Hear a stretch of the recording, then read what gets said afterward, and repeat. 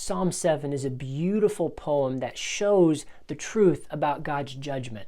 You see, there's this old idea in Christianity that God is perfect, and when we're not, it makes him mad.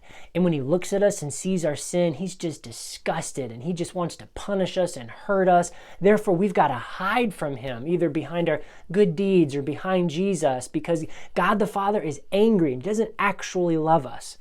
And a big thing that Jesus showed through his whole life is that God the Father actually does love you.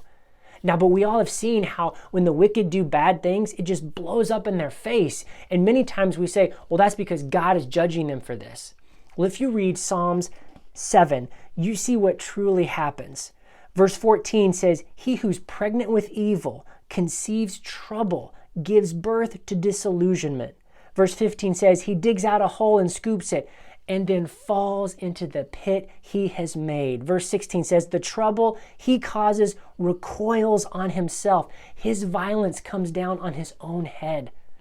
A couple times in the New Testament, we see this phrase of, you reap what you sow. And when the wicked sow seeds of evil, they end up reaping those evils back into their own life. And while for a while it might look like they're getting everything and it's all working out, in the end, they just dig a hole and fall right into it. And then David ends with this beautiful idea of hope. In verse 17, he says, I'm going to give thanks to the Lord for his righteousness. You see, the evil man, he digs his own hole and falls into it.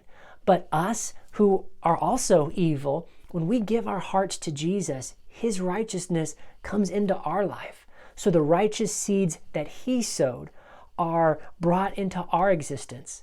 So instead of us having to reap what we sow with all the bad that we've done, we get to reap the eternal harvest of Jesus' righteousness. So while the wicked are doing their thing, don't worry about them. Don't worry about your deeds. Just go to Jesus and say, God, I want to accept your seeds of righteousness into my life so that the holes that I've dug, I'm not going to fall in.